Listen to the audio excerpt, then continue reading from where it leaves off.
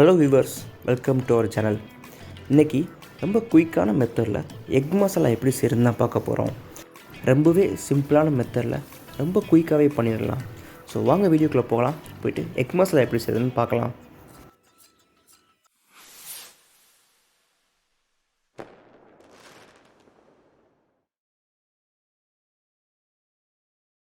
தேவையான இன்க்ரீடியன்ஸ் எல்லாமே நான் டிஸ்கிரிப்ஷன் பாக்ஸில் கொடுத்துருக்கேன். நம்ம வீட்டில் இருக்க பொருளை வச்சு ரொம்பவே சிம்பிளாக பண்ணிடலாம். ஆனியன், டொமேட்டோ, க்ரீன் சில்லி எல்லாமே கட் பண்ணி வச்சுக்கலாம். அப்புறம் தாளிக்கிறதுக்கு தேவையான ஹோல் கரம் மசாலா, கடுகு எல்லாமே எடுத்துக்கலாம்.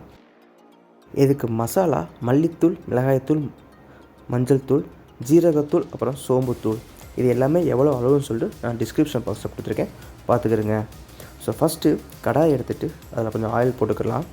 ஆயில் சூடானதும் நம்ம எடுத்து வச்சுருக்க ஹோல் கரம் மசாலா, அப்புறம் சோம்பு, கடுகு ஆட் பண்ணிக்கலாம். எல்லாமே பொரிஞ்சு வந்தோன்னே நம்ம வச்சுருக்க பச்சை மிளகாய், அப்புறம் கருவேப்பிலையை போட்டு பொரிஞ்சதும் வெங்காயத்தை அதில் சேர்த்துக்கிடலாம். ஸோ வெங்காயம் சேர்க்கும்போது நம்ம ஒரு பிஞ்ச் சால்ட் சேர்த்துக்கிட்டோம்னா வெங்காயம் ரொம்பவே குயிக்காக ஃப்ரை ஆகும். ஆனியன் போடுறதுக்கு முன்னாடி நம்ம பச்சை மிளகாயும் கருவேப்பிலையும் போட்டு எண்ணெயில் வதக்கும்போது அதோட டேஸ்ட்டு ப்ளஸ் வாசம் மாறாமல் நம்ம ஃபுட்டில் அப்படியே இருக்கும். ஆனியனை நல்லா ப்ரௌனாக வரைக்கும் வதக்கிக்கிறேங்க.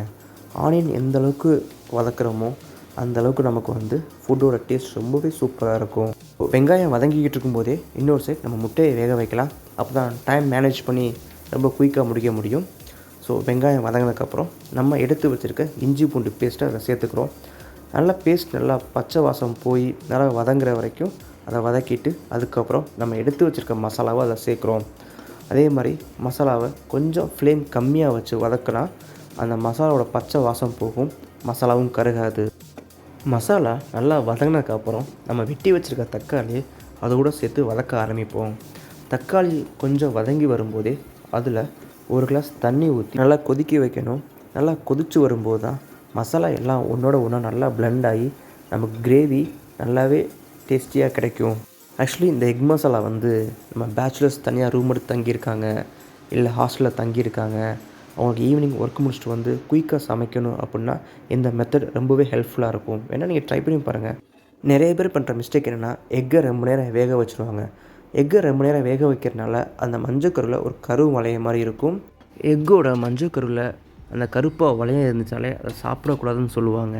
ஸோ ஒரு முட்டை வேகிறதுக்கு 8லேருந்து 10 நிமிஷமே போதுமானதாக இருக்கும். ஸோ அதுக்கு மேலே வேக வைக்க வேண்டாம். எக்கு வெந்ததுக்கப்புறம் எக்கை எடுத்து அதோட ஸ்கின்னை ரிமூவ் பண்ணிட்டு அதை நைஃப் வச்சு கோடு போட்டு வச்சுக்கலாம். கோடு போட்டு வச்சதுக்கப்புறம் இப்போ அந்த எக்கை எப்படி ஃப்ரை பண்ணுறதுன்னு பார்ப்போம்.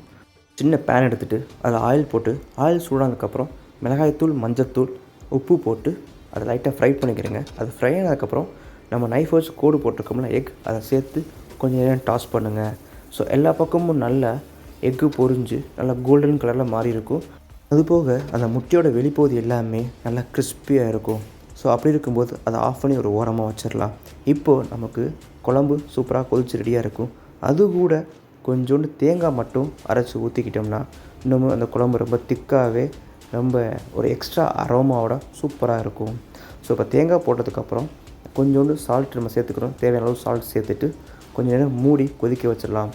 ஸோ குழம்பு நல்லா கொதிச்சு வரும்போது நம்ம ஃப்ரை பண்ணியிருக்க எக்கை அதை கூட சேர்த்து இன்னொரு தடவை பாயில் பண்ணால் போதும், நமக்கு ஒரு சூப்பரான எக் மசாலா ரெடி ஆகிடும்.